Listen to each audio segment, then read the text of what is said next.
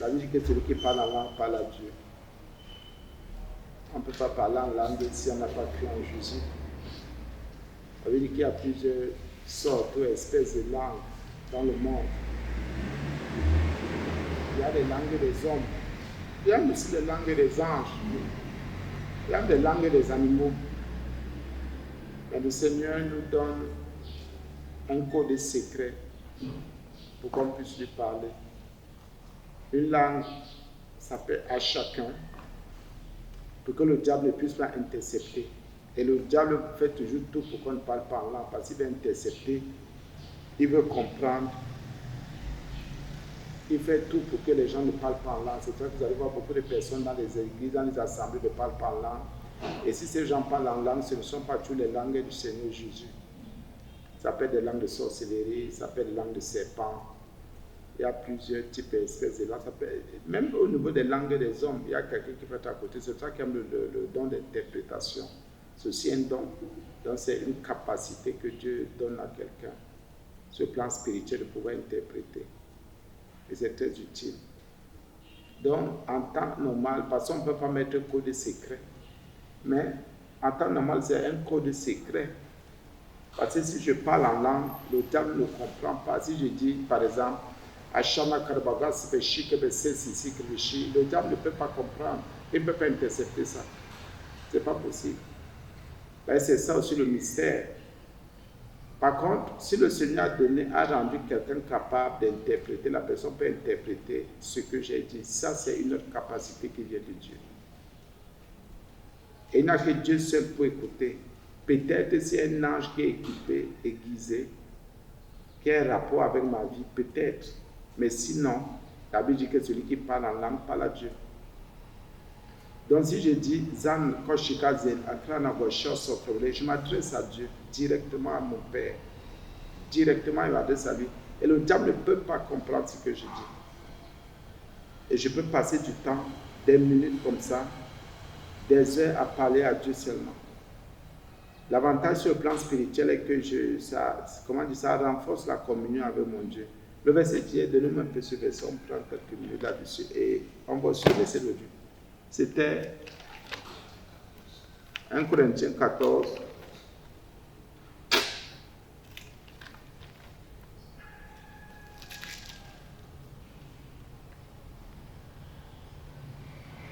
Verset 2, verset 4, la partie premier verset, il est écrit, recherchez l'amour, bien sûr. L'amour est plus grand que les langues, parce que Dieu est d'abord amour. Parce que je peux rechercher à parler en langue. Si je n'aime pas mon prochain, ça sert à quoi? Le Seigneur va me dire, c'est vrai, tu m'aimes. On peut dialoguer. On a un code même secret entre nous. Mais si tu n'aimes pas ton prochain, ça ne sert à rien que tu me dises des mystères, tu me contes des mystères. Dans une langue cachée, incompréhensible, même par ceux qui n'ont pas le don d'interpréter. Ça ne sert à quoi? Ça ne sert à rien. Donc la Bible dit dans 1 Corinthiens 14, recherchez l'amour ou la charité, aspirez aussi au don spirituel. Il y a le mot aussi. Donc la première chose que je recherche, parce que rechercher c'est aspirer, c'est la même chose, ça veut dire la même chose dans le fond. La Bible dit d'abord l'amour et après les dons. Donc je peux avoir tous les dons, mais si ce n'est pas l'amour, je ne suis rien. Et si on dit d'aspirer aux dons, pas aux dons naturels, parce qu'il y en a, bon, ou aux dons, les dons humains, non, aux humains, je ne sais pas, mais c'est spirituel. Spirituel.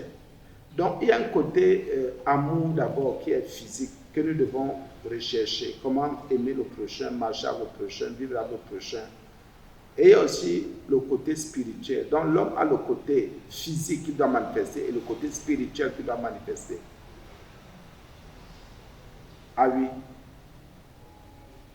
Mais surtout à celui de prophétie.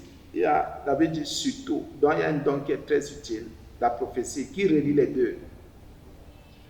Parce que je parle en langue, j'interprète. Ou bien je peux interpréter, ou bien je peux parler de la part de Dieu. Vous savez, beaucoup disent, bon, notre verset, en effet, celui qui parle en langue ne parle pas aux hommes, mais à Dieu. Car personne ne le comprend. Et c'est en esprit qu'il dit des mystères. On a déjà enseigné plusieurs fois là-dessus, mais on bénit le Seigneur parce qu'en revenant, ça équipe toujours quelqu'un. La Bible dit que si celui qui parle en langue, si je parle en langue, comme j'ai parlé tout à l'heure, je ne parle pas aux hommes, ce n'est pas à vous que je m'adresse. Il dit, je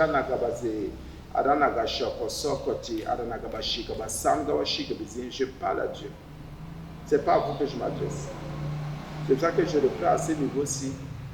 Celui qui n'a pas le don d'interprétation, la capacité d'interpréter, à qui Dieu a donné, c'est une exclusivité. Il n'a que Dieu pour comprendre. Il ne peut pas interpréter. Il ne peut pas me dire ce que j'ai dit.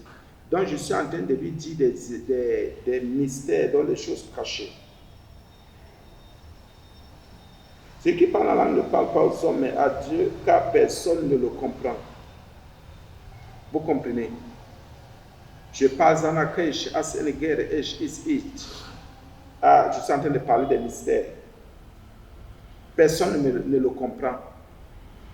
Tu écoutes, mais tu ne comprends pas. Le plus important, on le sait dans la parole de Dieu, ce n'est pas d'écouter ou bien d'entendre, mais Seigneur. Ce n'est pas seulement d'entendre, mais il faut comprendre. Mais personne ne le comprend. Et c'est en esprit qu'il dit des mystères, qu'il dit des choses cachées. Pardon. Donc notre esprit est formé à dire des choses cachées. Nous disons des choses cachées. Nous disons des choses cachées. Quand je dis Garabachaze, Gay, Kosh, Cross, Kobati, Ashkrop, Sokroba, là, je suis en train de dire des choses cachées, sans les mystères. Et mon esprit et notre esprit, mon esprit est formé, ton esprit est formé quand tu as cru en Jésus à cela, à dire des choses cachées à Dieu. C'est cette capacité. De ce m'a rendu capable, t'a rendu capable, nous a rendu capable. Donc tu ne peux pas passer une journée sans dire des mystères cachés, des choses cachées à ton Dieu. Il t'écoute. Les gens disaient que nous sommes fous. C'est là notre folie, parce que nous sommes des enfants de mystères. Nous sommes très mystérieux. Et c'est en esprit qu'il dit des mystères. Donc c'est mon esprit qui parle à Dieu. Dieu est esprit. Et ce sont, comment dire, j'ai une conversation spirituelle parce que mon esprit, ma chair ne peut pas parler à Dieu. Et je suis en esprit. Donc je suis dans un environnement spirituel et saint. Mon esprit est déjà sanctifié et le Saint-Esprit a rendu témoin à mon esprit que je suis devenu enfant de Dieu. Donc je peux commencer à dire des mystères, des choses cachées. Ah oui, des mystères. Et il y en a donc qui sont dans des assemblées mais qui n'ont pas ces mystères. D'autres, comme j'ai parlé tout à l'heure, qui sont dans des assemblées, dans des églises ou bien comme ça, qui ont des langues qui ne sont pas des langues divines. C'est pas possible, ça ne passe pas, ça ne marche pas. Mais qui se battent, qui apprennent, c'est pas comme ça, c'est une formation, c'est ton esprit qui parle. C'est ton esprit qui dit des mystères, des choses cachées. C'est pas ta chair.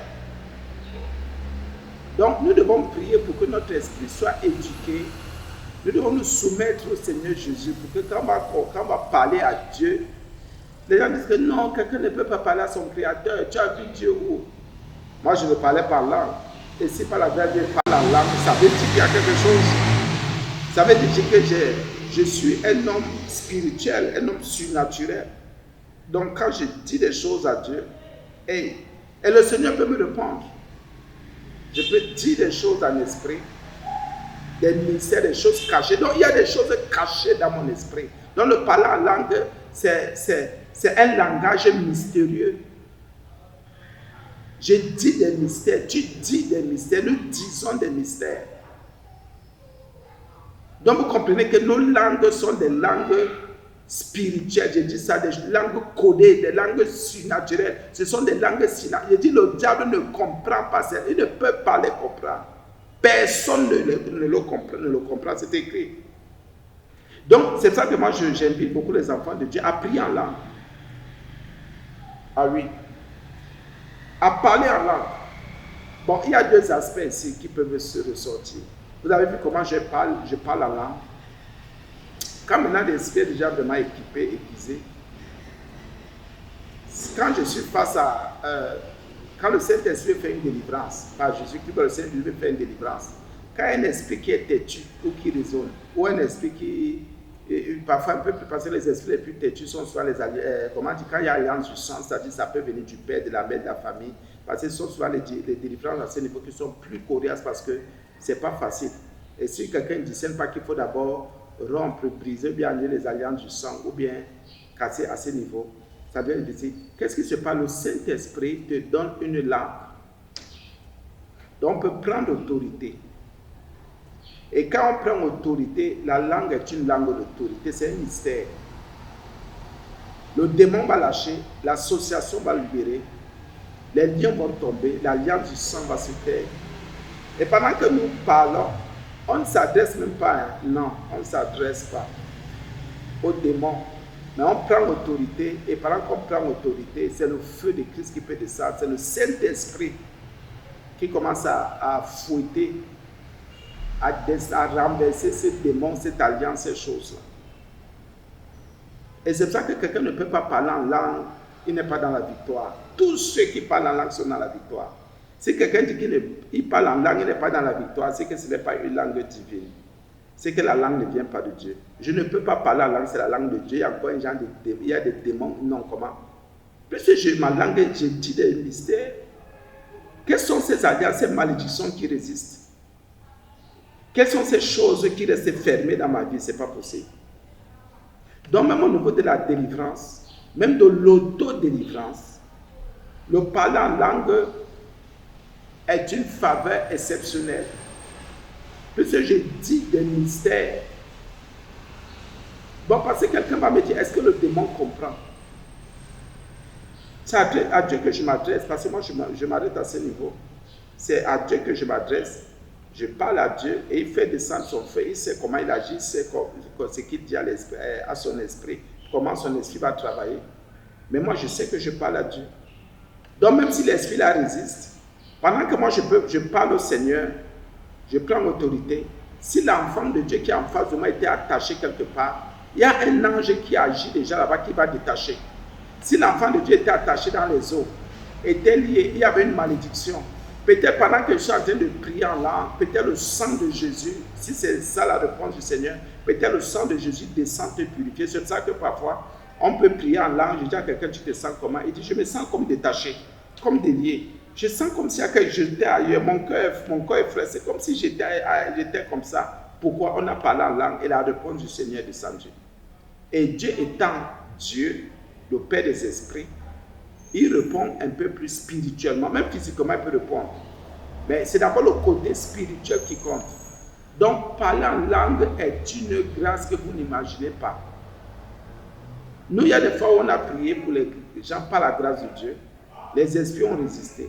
Mais dès que le Saint-Esprit nous a conduits dans le parler en langue, on parle en langue, on a commencé à entendre. Je lâche. Mais avant, les esprits-là ne disaient rien, ne parlaient même pas. C'est comme s'il y avait un genre de sommeil. Parfois, d'autres esprits parlaient et disent, on ne parle pas.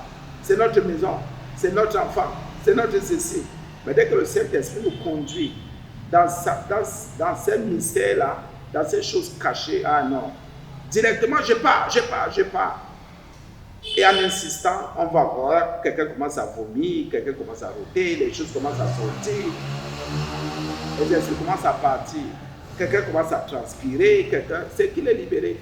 Donc, le parler en langue, parfois on n'insiste pas, on ne parle pas trop du parler en langue. Pourquoi? Parce que très peu ont cru en Jésus.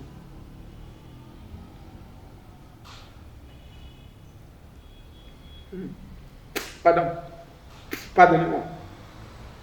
Très peu de personnes ont cru en Jésus. C'est quoi ça? Très peu de personnes ont cru en Jésus. Très peu.